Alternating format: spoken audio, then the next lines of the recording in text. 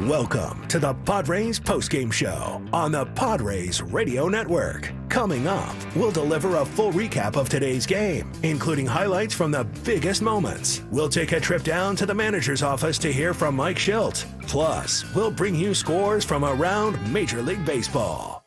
The Padres Postgame Show starts now on the Padres Radio Network.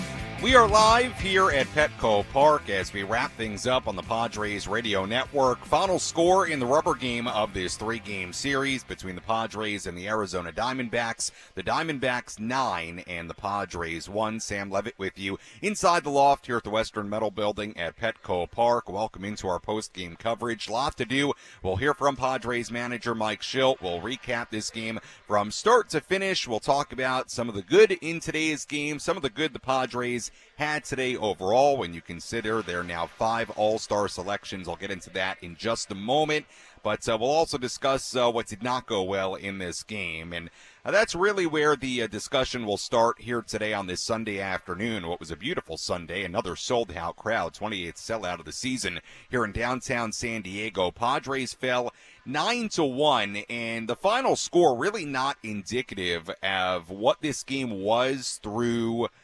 basically 6-7 innings here today. It was a 1-1 game for a while, a couple of first-inning home runs. It stayed that way until the top of the 7th inning. Dylan Cease was actually very good in this game. He would go 7 innings, 3 runs given up. The problem was his outing was sort of bookended by home runs. The leadoff home run from Corbin Carroll in the first inning, and then in a 1-1 game in the top of the 7th inning, Cease issues a 2-out walk to Geraldo Perdomo. That ended up being really costly because Eugenio Suarez didn't hit a rocket off of Dylan Cease, or at least a ball that probably in a lot of yards does not go out, but here at Petco Park, it did to left field, got out of the ballpark for a 2-run home run, and the D-backs did not look back from there.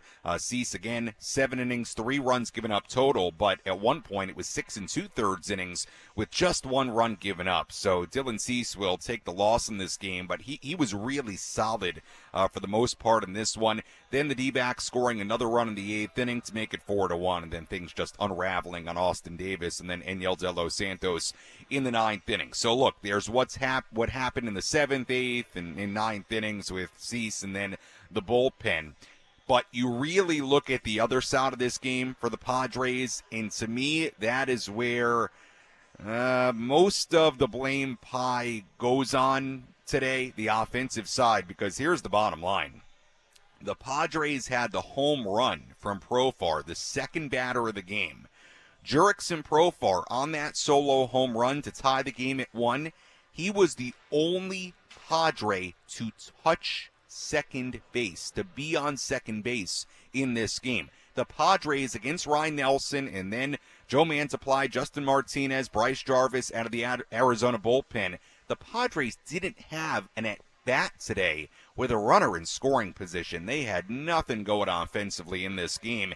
And sort of surprising, like Bob Scanlon, Jesse Agler alluded to in the wrap-up, because Ryan Nelson is a guy who is talented, has some good stuff, but has struggled this season and against the Padres in general. This is a guy the Padres have seen a bunch of times now, and they've handled them pretty well for the most part over the last couple of years. And the third time they saw him this season, the first 2 outings, they were able to put up some numbers against him. But here today, credit to Nelson. He was a lot better. 6 2/3 innings for Nelson, just 3 hits given up, 1 earned run allowed. And again, the only run he gave up was the solo home run for Jurickson Profar. And there was not a runner on second base in this game for the Padres beyond that home run. Again, they did not have an at-bat with a runner in scoring position in what was a 1-1 game going into the top of the 7th inning. So let's live in a world where the Padres get something going offensively, find a way to score some more runs throughout the first 6-7 innings of this game.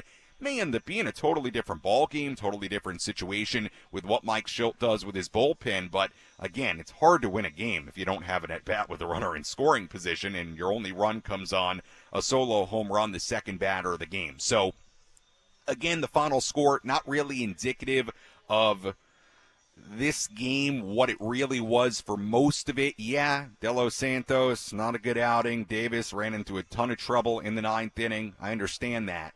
But you look at the offense today, and they just did not have much going. And before we get to the All-Stars, look, you look at this series, is it the end of the world that the Padres lost 2 out of 3 to the Arizona Diamondbacks, who improved to 45-45 on the year? No, obviously it's not. And the Padres are now 49-45. I suppose it's a bit of a disappointing series loss, just in this sense. The Padres had such a good win on Friday, and they weren't able to follow it up by winning at least one of the next two. And credit to Arizona. They had a gut-wrenching loss on Friday night with the way that game ended, and they bounced back really nicely the last couple of days. So look, Padres will have the off day tomorrow. You've got a good Mariners team coming to town. You've got a tough matchup on Tuesday in Logan Gilbert. 5 games left here at home before the All-Star break. You'll want to finish strong. Again, is it the end of the world that they lost 2 out of 3 here, considering how well the Padres have played the last 2-3 weeks? No, but you really would have liked to have won this series, considering you got the win on Friday the way you did. But Padres unable to pull off the comeback last night in a very different game here tonight. Padres had just 1 run on 4 hits. We'll talk much more about this coming up in our next segments, but I do want to mention this in the opening segment here.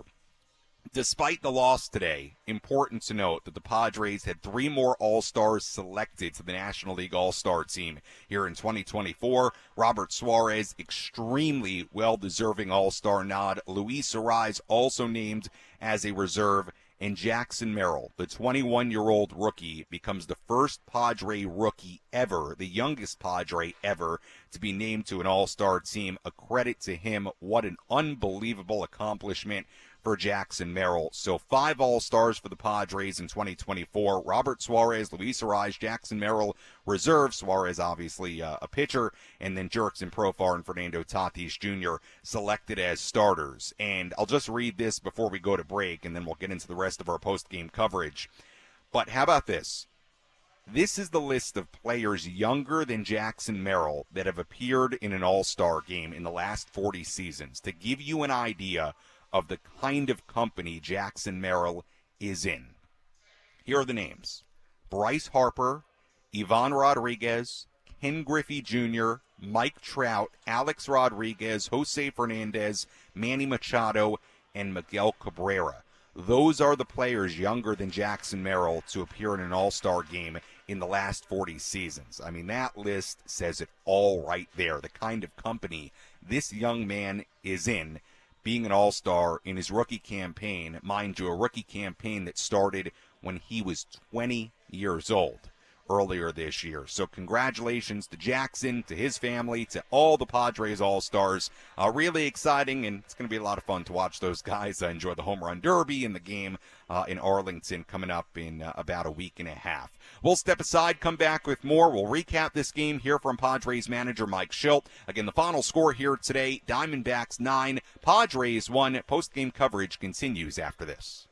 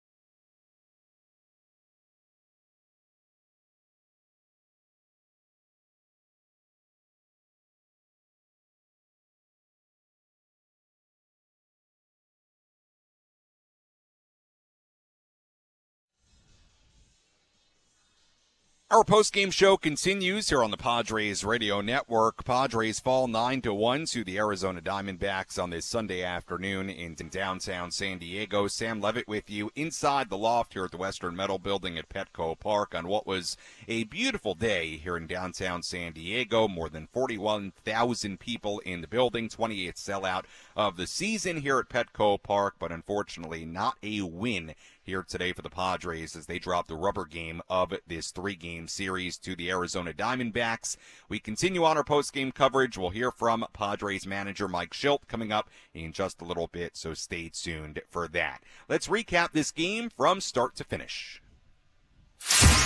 What moments had the biggest impact on today's game? We'll paint you a picture with our game recap on the Padres Radio Network. Let's start at the beginning. Dylan Cease took the mound for the Padres in the top of the first. Corbin Carroll led off. 2-1 hit hard in the air to right field and deep. Peralta kind of twisting around to watch. This one going to go just over the old wall in right field. A leadoff home run for Corbin Carroll, and the Diamondbacks take a 1-0 lead here in the first. In the bottom half of the inning, Ryan Nelson took the mound for Arizona. He got the first out, but then Jurickson Profar dug in. Steps back, kicks, and deals. And Jurickson hits it in the air to deep right field. Carroll's going back. He's going to watch, and it's going to go. Home run right over the fence in right field. So a leadoff homer in the top of the inning for Corbin Carroll, a one-out homer for Profar in the bottom of the inning, and a 1-1 game here in the first. Then both starting pitchers really settled in. Cease would allow just 2 more hits through 6 innings. Nelson also allowed just 2 more hits through 6, while the Padres didn't have a runner in scoring position against them through 6. Cease was back on the mound for the top of the 7th inning, still a 1-1 game. Cease got the first 2 outs of the frame, but then issued a walk to Geraldo Perdomo. That was critical because Eugenio Suarez was next. 1-1 to Suarez. Not running. That one's hit in the air to left field and deep. Profar's back at the wall. Gonna go. First row, right over the fence in left field. A 2-run homer for Eugenio Suarez, his second hit of the day. And the Diamondbacks now lead it 3-1. There are a lot of ballparks where that ball from Suarez would not be a home run. Petco Park, though, is one of them. A 2-run home run from Eugenio Suarez gave Arizona a 3-1 lead. Cease would allow those 3 runs in 7 innings. Meanwhile, Nelson also worked into the 7th inning. He allowed just the 1 solo home run in 6 2/3. Really, really nice innings here today. D-backs got another run in the top of the 8th inning against Austin Davis, a leadoff double, an RBI single from Gabriel Moreno. Arizona had a 4-1 lead. They still had that 4-1 lead heading to the top half of the 9th inning. That's when Davis took the mound once again, and I'll just run through this 9th inning quickly here. A single for Christian Walker, a walk for Jake McCarthy, a single for Geraldo Perdomo. Then Enyel De Los Santos came in. He gave up a bases-clearing double to Eugenio Suarez, who had a huge day. Then another RBI double for Alec Thomas. That made it an 8-1 game, and the D-backs would end up getting 1 more run in that 9th inning. A 5-run top half of the 9th inning against the mix of Austin Davis and Enyel De Los Santos. They had a 9-1 lead, and that was that. Joe Mantiply, Justin Martinez, Bryce Jarvis combining for 2 1/3 scoreless innings out of the bullpen for the Diamondbacks after Ryan Nelson went 6 2/3. And the final score here today, the Diamondbacks 9 and the Padres 1. Again, the Padres had the home run from Profar, second batter of the game for San Diego.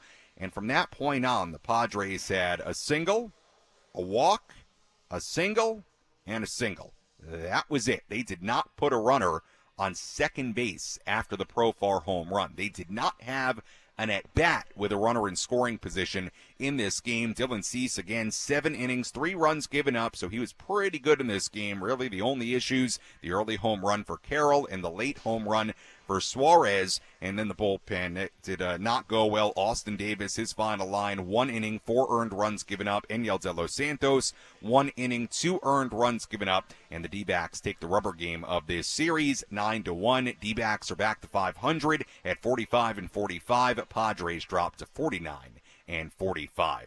Let's go downstairs here at Petco Park and hear some post-game reaction. Let's pull up a seat in the manager's office and hear from Padres manager Mike Schultz. Presented by Sinley Food. Spice up your culinary life.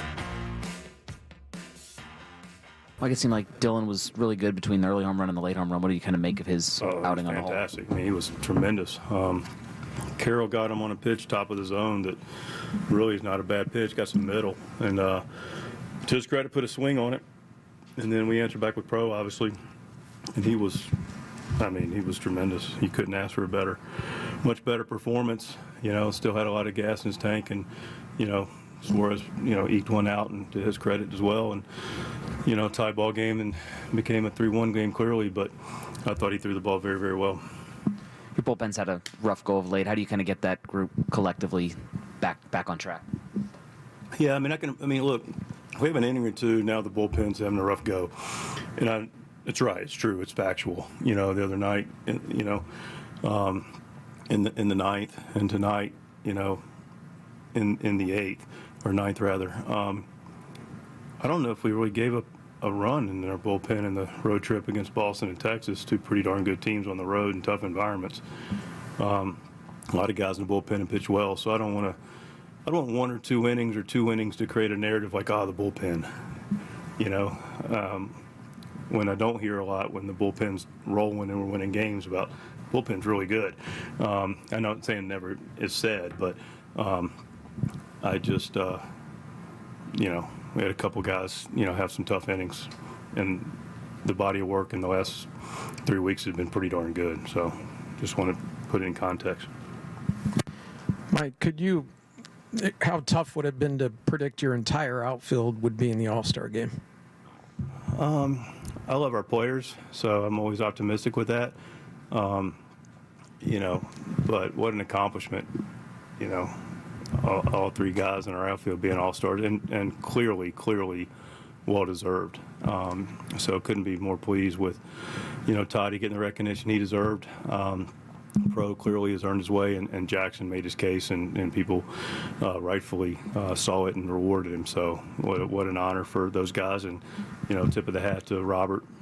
We're in a good spot right now in the year, with what Robert Suarez has done, and tip of the hat to Mr. Arise coming in and doing what he's done to help us win games since he's been here, because he's been a real catalyst for that. Give AJ some credit on that one too, with that acquisition. So congratulations to those guys. 5 All-Stars represented from the club speaks very highly of the team. At least on paper, it would have looked pretty improbable to have the entire outfield. Jurickson's unsigned in February, comes here on $1 million deal, hadn't been an All-Star in his decade in this league. Jackson barely played Double-A. He changes positions, completely new position. How about those two stories in particular, and starting where they started at the early in the year? Yeah, no, listen, pretty. No one was seeing that necessarily at the beginning, but I can't also say I'm not surprised either. But to your point, it's a good one. Pro was out there for a lot of clubs to sign, and signed late, went and played winter ball and had a good winter ball, and came in, and thankfully he's in a good place here with us and taking advantage of the opportunity. Jackson, to your point also, just a little bit of time in Double-A, Triple-A's a rumor, comes here immediately, changes position in spring training, and goes and makes an All-Star team. That's pretty special. Nelson's the guy. He's threw a lot of fastballs. You guys have handled him pretty well over the last couple of years. What made him effective today? He was really commanding. He had a really good life on his ball today. Threw the ball very well. But he also was throwing it where he wanted to. Secondary pitches were effective as well. But his fastball had real giddy up today, and he was able to throw it where he wanted. I didn't see Moreno having to move around a whole lot, so he made a lot of quality pitches with good stuff. Your starters for the Seattle series just on turn with Mazur and King? Yeah, we'll announce it right after. I'm just still, working through the post-game notes for you, so we'll get it to you. I promise.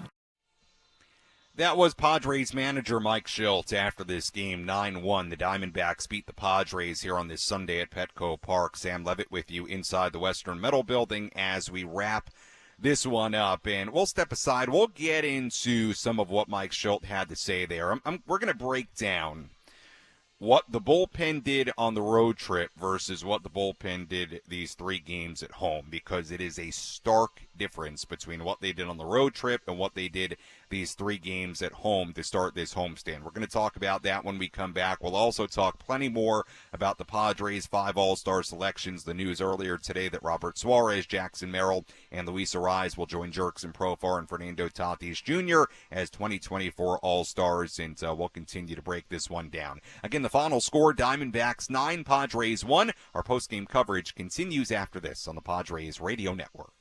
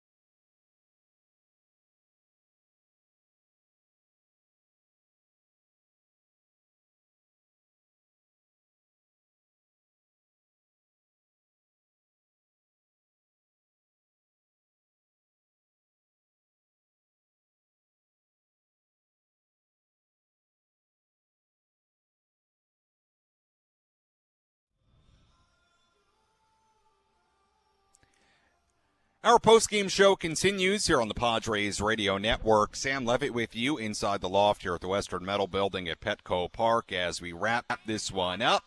Padres fall 9-1 to the Arizona Diamondbacks on this Sunday as the D-backs take 2 out of 3. Really nice response from Arizona after losing just a heartbreaker on Friday. That was the Manny Machado walk-off home run on Friday night, but to the D-backs' credit, they bounced back in a very nice way. Wins on Saturday and Sunday here at Petco Park. Still a lot to do on our post-game coverage. We'll have a full look at the out-of-town scoreboard. If you want to get involved, you can do that. Phone number 833-288-0973. As always, if you want to get involved on social media, tweet at me at Sammy Lev, SAMMYLEV.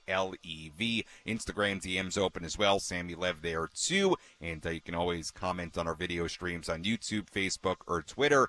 Would love to hear from you. If you want to sound off about this game, me read your message or take your phone call a little bit later on, as it's not just me left in the ballpark right now. They are still doing kids run the bases. So a lot of families, a lot of kids running the bases still down in the field. So very, very nice to see. Always a fun time. In fact, I see some kids and parents, a lot of people actually playing some catch out there. So that's pretty cool.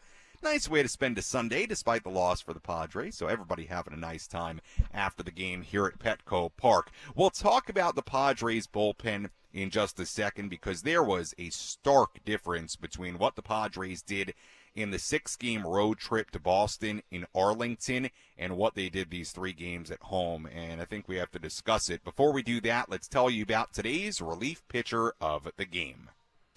Which pitcher was able to come in and slam the door shut? It's time for the relief pitcher of the game in support of the Jacobs and Cushman San Diego Food Bank, providing food assistance to local children, families, and seniors in need. To get help or give help, visit san diego foodbank.org. Our relief pitcher of the game. Unfortunately, here today, we got to go with the Diamondback. You can't go with the Padre here today based on what the relievers did in their lines. So we'll go with the Diamondback. It will be, how about Justin Martinez? Scoreless 8th inning. Still just a 3-run game when he came into the game for the 8th. 1-2-3 frame. So for that reason, Diamondbacks right-hander Justin Martinez, our relief pitcher of the game. Really nice job of the D-backs bullpen here today. 2 innings and a third, scoreless combined between Joe Mansupply, Justin Martinez, and Bryce Jarvis. Meanwhile, the Padres bullpen, Austin Davis, his final line was 1+ inning, 4 earned runs given up on 4 hits. And De Los Santos, 1 inning, 2 earned runs given up on 3 hits. And it brings us to the comparison with the bullpen from the 6-game road trip as compared to what has been 3 games at home. On the road to Boston and Arlington, and it's something we talked about at the end of the road trip. It's something I talked about, in fact, on Friday morning when I filled in for Ben and Wood. It's something that I talked about on the pregame on Friday. The Padres bullpen on the road trip, 24 2/3 innings, 2 earned runs given up. They had a 0.74 ERA on the road trip. They were great on the road trip. But here at home, this 3-game series against the Diamondbacks, 8 2/3 innings and 15 earned runs given up. That is a 16.5 ERA for the Padres bullpen in this series against Arizona. Now, Enyel De Los Santos, he was charged with 5 of those earned runs. Wandy Peralta yesterday charged with 2. Like we said, Davis charged with 4 earned runs here today. Robert Suarez charged with 3. Because of the 2 home runs given up in the top of the 9th inning on Friday. It was a rough series for this bullpen. It was. And, look, you can break it down game by game. De Los Santos obviously really struggled in the 9th inning on Friday. That led to the Padres having to use Suarez, and then the grand slam given up by Suarez, the 2-run homer given up by Suarez. And then you look at yesterday, obviously it was Wandy Peralta who gave up the 3 runs, 2 earned in the top of the 10th inning. And here today, look, the Padres were down 3-1 already when Cease came out.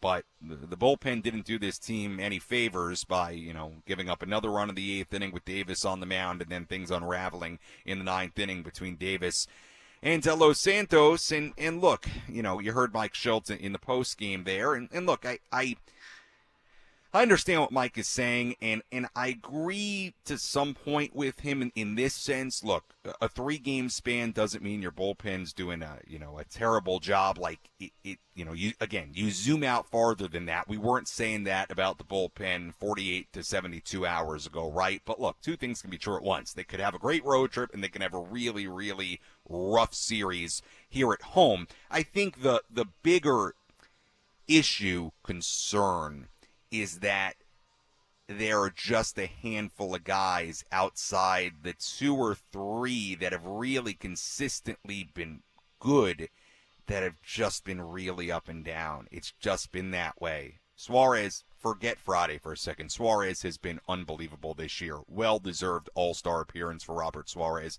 I think we all agree with that, despite what happened on Friday. That was an anomaly on Friday. And then obviously Jeremiah Estrada, a little bit more up and down as he's dealt with this illness, but he's been really, really good, right? And especially when you consider losing the weight he's lost and the illness, it kind of explains some of the rougher appearances for him. And then Adrian Morjon has consistently been really good as well. Look, you look outside those 3, it's been really up and down for Wandy Peralta. It's been really up and down for Enyel De Los Santos. We know Yuki Matsui's had a pretty nice run as of late, but it's been very up and down for him. For guys like Stephen Kolek, really everybody in that bullpen outside those 3 of Morjon, Estrada, and Suarez. And look, it's going to be really important until potentially there's help on the way in some way, shape, or form for the Padres to be able to rely on guys like Peralta and De Los Santos and Matsui. Until there's some help on the way, however that comes in the next month, yeah, it's going to be a big key moving forward that those guys perform at least more consistently than what they've done. There's no way around that. So it was a rough series for Peralta. You know what? And Peralta was good on Friday night, inning in a third scoreless, but he had a rough appearance last night, and De Los Santos had a really, really rough series. So it's going to be very important moving forward. And look, another thing that's really important, Dylan Cease being better, and I know Dylan Cease gets the loss in this game. I thought he was good, really, really, really good here today. Gave up the early home run, the late home run, hurt himself with a 2-out walk in the 7th inning before the homer. But again, we've talked about it a couple of times, the offense did not help out this pitching staff much at all today. The Padres had the home run from Profar. They didn't have a runner on second base aside from the home run. They didn't have an at-bat today with a runner in scoring position. So not a great day all the way around for the Padres, and that's kind of the breakdown on the bullpen right now. After what was an excellent road trip from the pen, they followed it up with what was a really tough series here at home. We'll step aside. We'll come back with more. Full look at the out-of-town scoreboard and much more to come. Final score, D-backs 9, Padres 1 on the Padres Radio Network.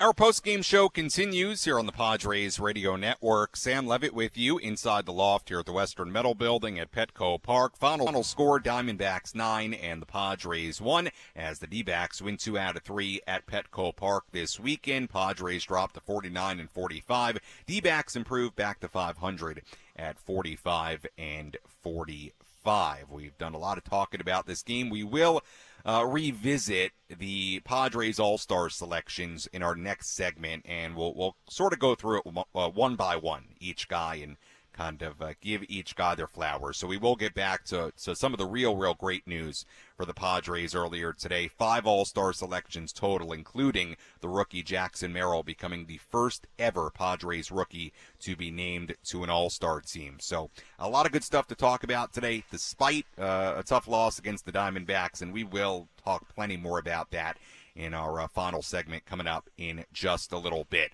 Let's tell you about today's player of the game. Which player had the biggest impact on today's game? Let's find out who is today's player of the game. Presented by Valley View Casino and Hotel. Catch every game at Paddy's and Pints. Plus, enjoy $4 beer every Thursday. Visit valleyviewcasino.com today. Our player of the game here today on the Padres Radio Network, we're going to go with the Diamondback, and apologies right now and in advance. It's that kind of day when you lose 9-1. We're going to go with non-Padres for a number of these awards today.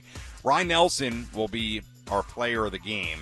He was good, really good. 6 2/3 innings, 1 earned run given up in this game. Just 3 hits allowed. He walked 1. He struck out 5, 87 pitches. And I'll tell you what, Nelson is a guy who had a great major league debut against the Padres a couple of years ago, but since then, number one, they've seen him a ton, and number two, the Padres have hit him, and they've hit him earlier this year. He came in, he had given up 10 runs, 9 earned, a .359 opponent batting average, and 8+ innings against the Padres in his first 2 starts this season. And here today goes 6 2/3, 1 run given up. So this was a very different Ryan Nelson here today. Much better than what he's been in his career for the most part in this season, certainly against the Padres. So for that reason, Nelson coming in here and delivering this kind of performance today. And again, the final score really not indicative of how close this game was through 6, 7, even 8 innings tonight. Today, sun's still out, blue skies. Ryan Nelson, our player of the game for that reason. And if we were going to pick somebody from the Padres, look, Profar had the home run, 14th home run of the year. Certainly a great moment for the All-Star. Dylan Cease, again, really good. It's hard to give our player of the game to the losing pitcher today. But look, Ryan Nelson, I thought, really deserving of it today. Considering all those factors and the history against the Padres, I thought he did a really nice job in this game. And again, a lot of that was not like he was working with a big lead. I mean, for basically 6 innings or so of that, it was a tie game. So he did a very nice job, Ryan Nelson on the mound today for Arizona. Let's take a full look at the out-of-town scoreboard. Let's take a trip around the Bigs and tell you about the scores you need to know in our out-of-town scoreboard. Presented by Jensen Meat, where great taste meets integrity. Everything has gone final today aside from one game, Sunday Night Baseball. In the Bronx tonight, Red Sox and the Yankees, they are scoreless in the 3rd inning at Yankee Stadium. Everything else has gone final. The other New York team, the Mets, pulled off a really nice win against the Pirates today. Francisco Lindor, a 2-run go-ahead single in the top of the 9th inning against Aroldis Chapman, who blew a save. Mets went on to win that game 3-2 in Pittsburgh. Braves beat the Phillies 6-0 in Atlanta. They had 3 home runs in 1 inning in that game against the Phillies. Cardinals beat the Nationals 8-3 in D.C. Wilson Contreras, a home run in that game for St. Louis. Marlins 7, White Sox 4 in Miami. Jake Berger, a walk-off 3-run home run to break that 4-4 tie in the bottom half of the 9th inning. Tigers beat the Reds 5-1 in Cincinnati. Zach McKinstry hit a home run for Detroit. Guardians beat the Giants 5-4 in Cleveland. Bo Naylor hit a big-time pinch hit 3-run home run for Cleveland in that one as they beat San Francisco. Twins 3, Astros 2, the final in Minnesota. Cubs beat the Angels 5-0 in Chicago. Michael Busch, a home run in that game for the Cubs. Rangers beat the Rays 13-2 in Arlington. Corey Seager, a home run in that game for Texas. Royals beat the Rockies 10-1 in Colorado. Bobby Witt Jr., a 3-run home run in that one for the Royals. He was named to his all-star team in the American League. Orioles and the A's in Oakland. Orioles beat them 6-3. The Brewers beat the Dodgers 9-2 in L.A. And the final in 10 today in Seattle. Blue Jays 5 and the Mariners 4. And that's a look at the full out-of-town scoreboard on this Sunday across the major leagues. When we come back, we'll hear our play of the game. We'll also take a very full look at the Padres' 5 All-Stars. We will kind of break it down one by one, wrap things up, get you ready for Tuesday's game against the Seattle Mariners. Much more to come in our post-game coverage. Again, the final score, D-backs 9, Padres 1 on the Padres Radio Network.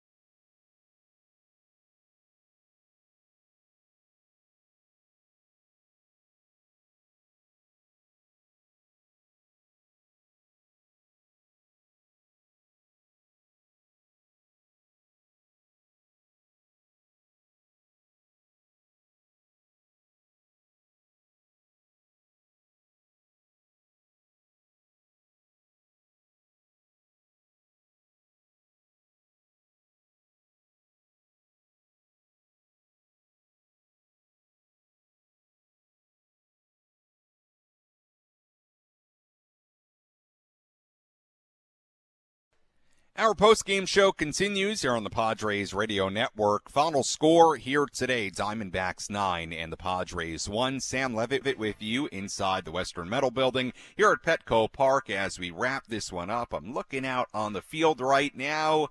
Looks like the kids have wrapped up running the bases. We still have some fans out there still taking some photos and whatnot. So nice afternoon at the ballpark for the family, as always on a Sunday. Sold out crowd here in downtown San Diego, but the Diamondbacks do take the rubber game of this series by a final score of 9-1. We will dive into the Padres' 5 now All-Star selections in just a moment.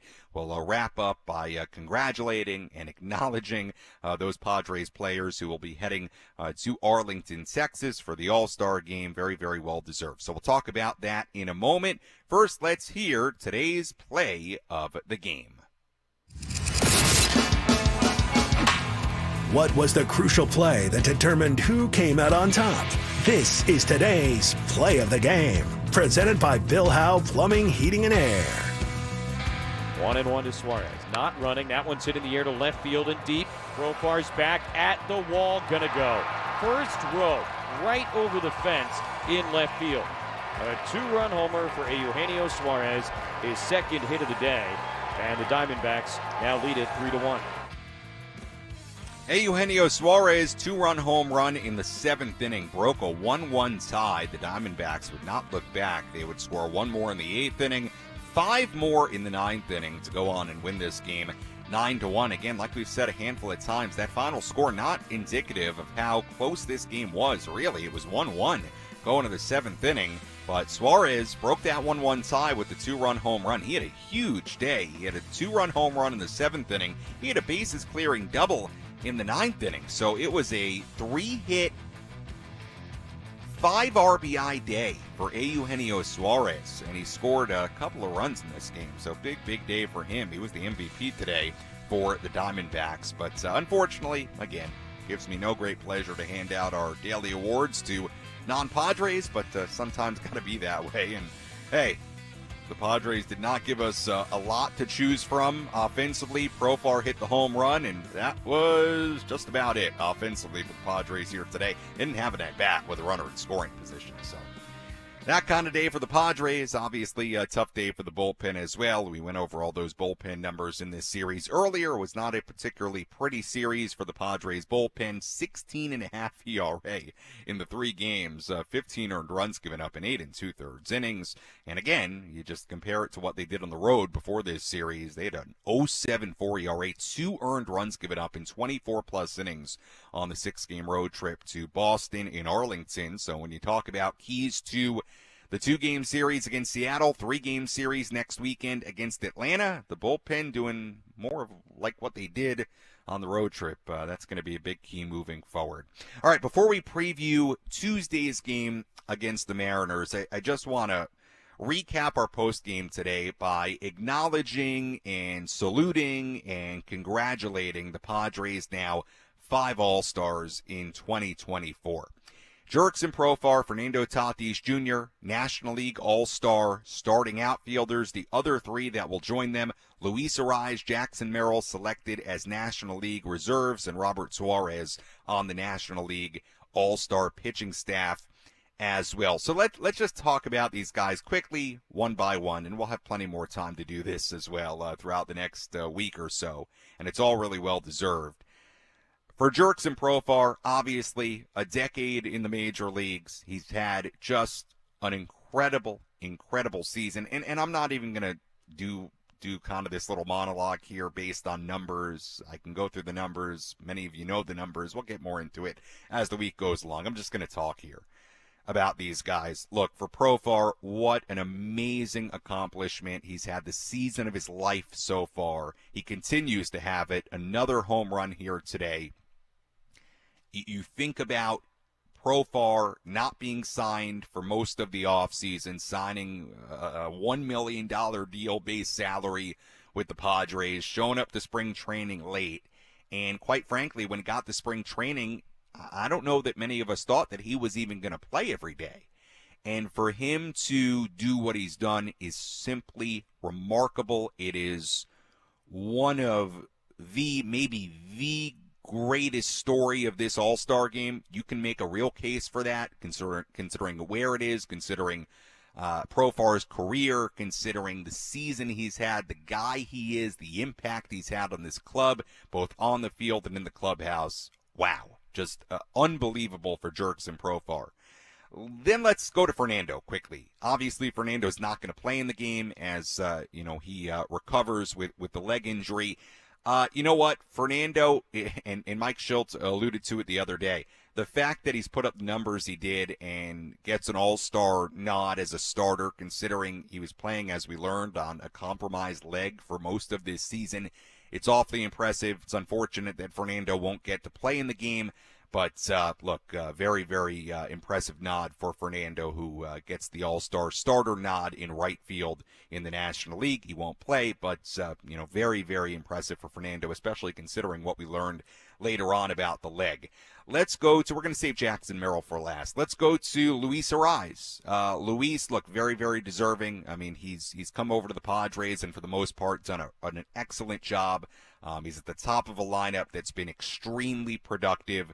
I think you can tell the influence he's had on this lineup. It'll be Arraez's third All-Star appearance for 3 different teams, one for the Twins, one for the Marlins, and now one for the San Diego Padres. And look, overall, his numbers the last handful of weeks have not been as great. You'll wonder how much, some of the injuries he's dealt with have contributed to that, but it's very, very deserving, I think, for Luis Arraez.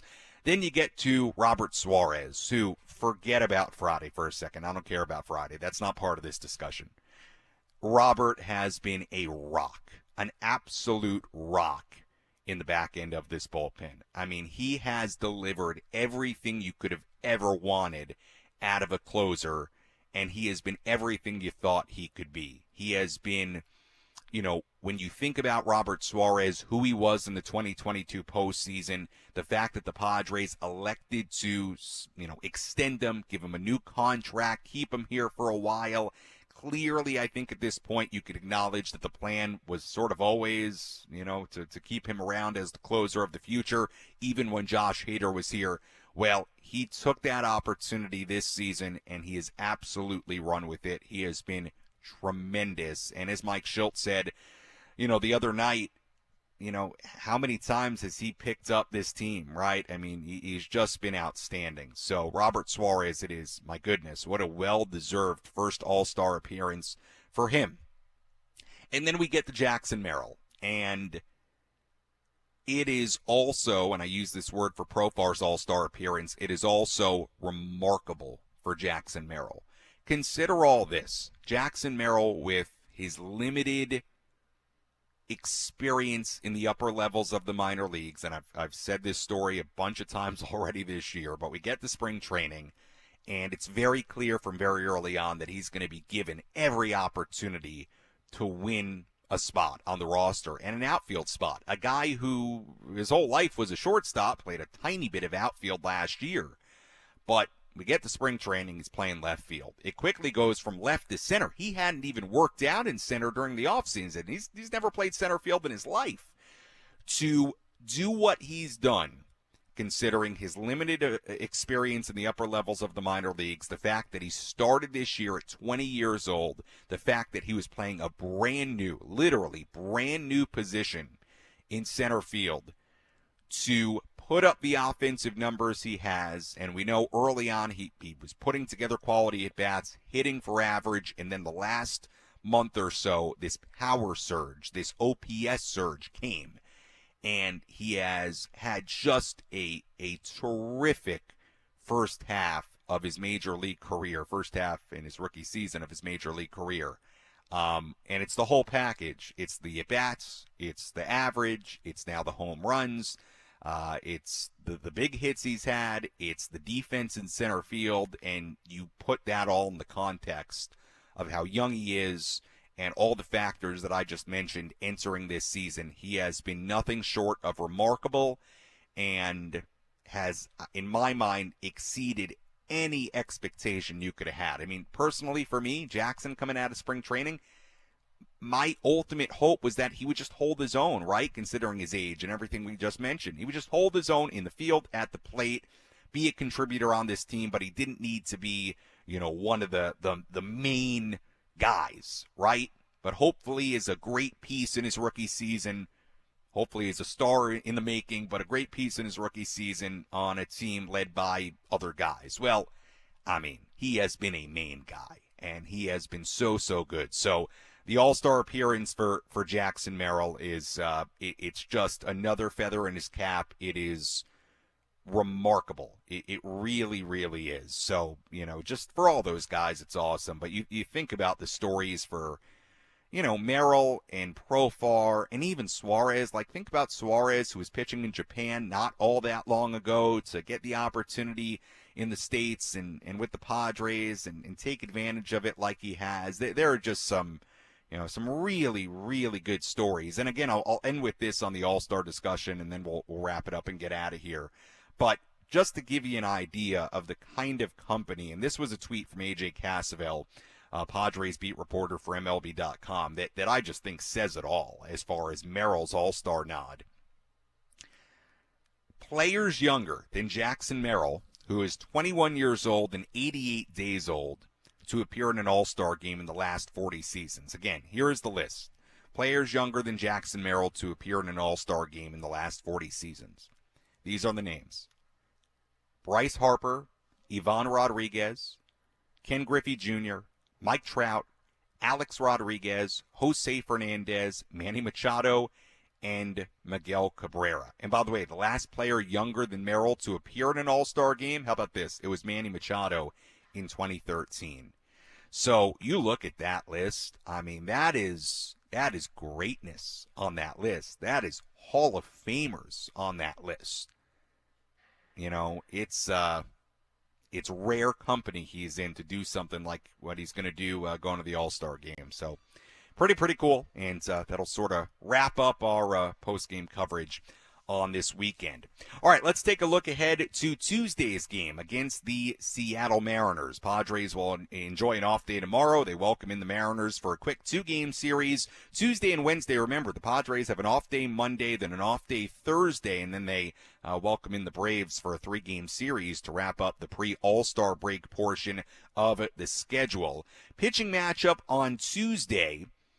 For the Mariners, right-hander Logan Gilbert, the Padres have not officially announced their rotation for that series. Now, this is just me talking, me speculating. Adam Mazur would be the guy on turn. Michael King would be the guy on turn for Wednesday. Again, the Padres have not announced that. I'm just telling you who would be on turn based on the last turn through the rotation. But the Padres will announce that, I'm sure, shortly here. So stay tuned to 97.3 The Fan tomorrow, and certainly online, our social media, things like that. So all the apps you use to track all this stuff. But again, right now for the Padres, TBA officially starting pitcher on Tuesday, and right-hander Logan Gilbert on the mound for Seattle. First pitch on Tuesday, 6:40 p.m., and our pregame start time at 5:40 here on 97.3 The Fan and the Padres Radio Network. As always, if you missed any of our post-game coverage, you can go back and listen to all of it on the Inside San Diego Baseball podcast with Sam Levitt, available on the Odyssey app or wherever you find your podcasts. Taking a look at the final totals here today for the D-backs: 9 runs, 12 hits, no errors. They left on 3. For the Padres, 1 run, 4 hits, 1 error. They left on 3. Winning pitcher Ryan Nelson, who improves to 6-6. Losing pitcher Dylan Cease, who drops to 7-8. Time of game, 2 hours, 41 minutes, and the crowd at Petco Park, the 28th sellout of the year, 41,112.